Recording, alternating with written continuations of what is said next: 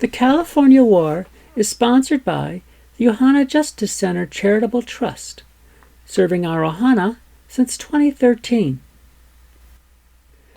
How did California become part of the United States? Chances are you would probably answer that question by saying that California became part of the United States because the U.S. won it from Mexico during the Mexican War. That makes California sound like a prize in a carnival, or that Mexico lost a high-stakes poker game. Do you really think California is a 100 million acre plush toy? My name is Hannah Miyamoto. I am a Californian with degrees in civil engineering, law, social change and development, women's studies, and sociology. For the next 13 months, I intend to use my broad, interdisciplinary background to help people remember how the United States invaded California 175 years ago, and how the people of California risked everything they had, including their lives, to try to repel the American invaders. This is the story of the California War, told from the perspective of Californians that lived in California 175 years ago. Telling the story this way directs attention on the Californians, where it should be, and not on the Americans, who usually get the spotlight. Telling their story this way also emphasizes that the California War deserves to be studied in its own right, and not as a set of minor skirmishes that happened while bigger battles were fought over 1,500 miles away, somewhere south of the Rio Grande. The next step is to remember that 175 years ago, although California was Mexican territory, California was effectively independent.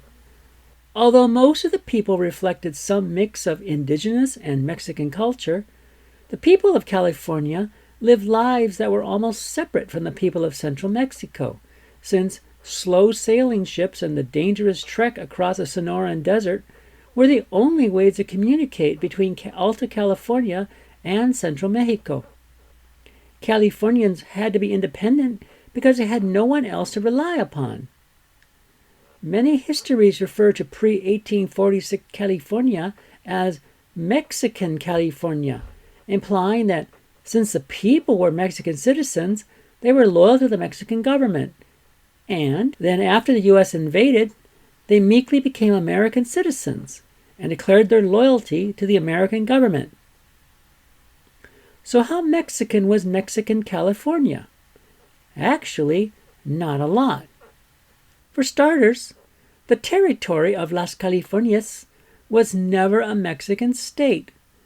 As a result, its citizens had no representation in the Mexican government, barring the right to elect one non-voting delegate to the Mexican legislature. Sometimes, the guy they elected never even went to Mexico City. That suggests how much value the Californians put on the Mexican government. Effectively, Las Californias governed itself with a Chamber of Deputies, or Cámara de Diputados, seated in Monterey, California. The chief executive officer of California was nominally a governor or gobernador appointed by the government of Mexico. However, twice in 25 years, in complete disregard for Mexican law, the Californians rose up and forced the governor appointed by Mexico to give up his office and leave. On several other occasions, the governor that Mexico appointed died of old age. Whenever that happened, the people of California elected a Californian to serve as governor, until the Mexican government finally sent someone new. This is why, when the U.S. landed troops in Monterey in 1846, the current governor of California was a Californian, Pío de Jesús Pico, and not anyone appointed by Mexico. Moreover, Pico had been serving as governor for over a year when the Americans came, especially since Californians, led by Juan Bautista Valentín Alvarado y Vallejo, had forced the last appointed Mexican governor to go back to Mexico in 1845. Incidentally, Los Angeles named Pico Boulevard and Alvarado Street in honor of these men.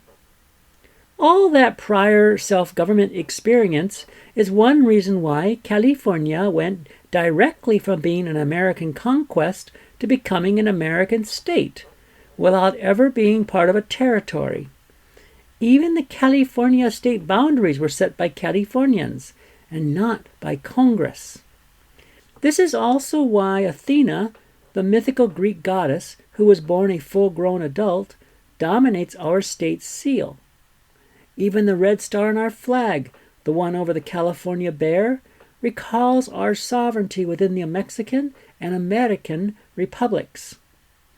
With such a long history of political independence and stable self-government in pre-war California, it should surprise no one that most of the 5,000 people in California resented being invaded by hundreds of men that didn't look like them, speak their language, or respect their religion and culture.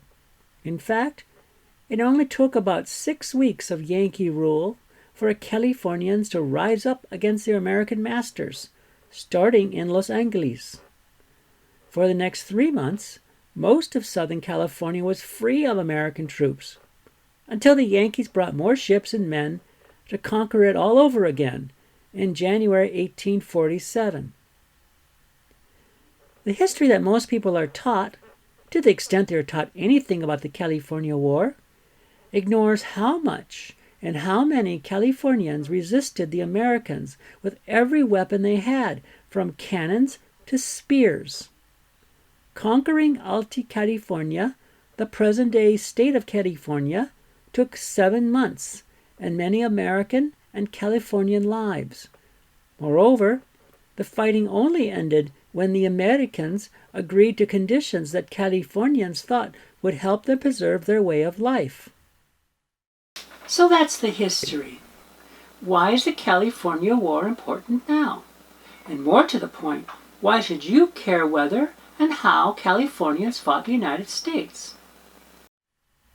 First, all history deserves to be studied, especially if it influences our lives today. The fact that California is the largest state in the United States, with more than 39 million people descended from a vast range of cultures, definitely makes the process by which California became part of the United States important. However, the fact that California was involuntarily forced to join the United States also has great importance to California from the perspective of international law. Here is why.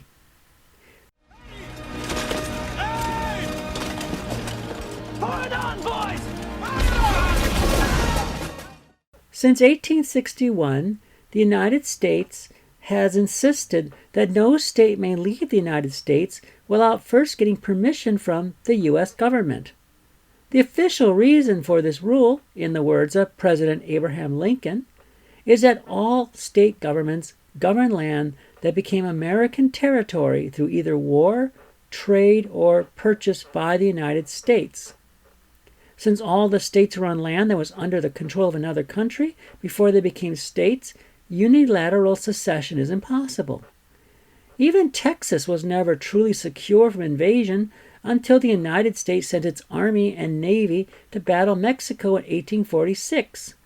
Moreover, the United States took responsibility for millions of dollars in debt when Texas gave up her independence.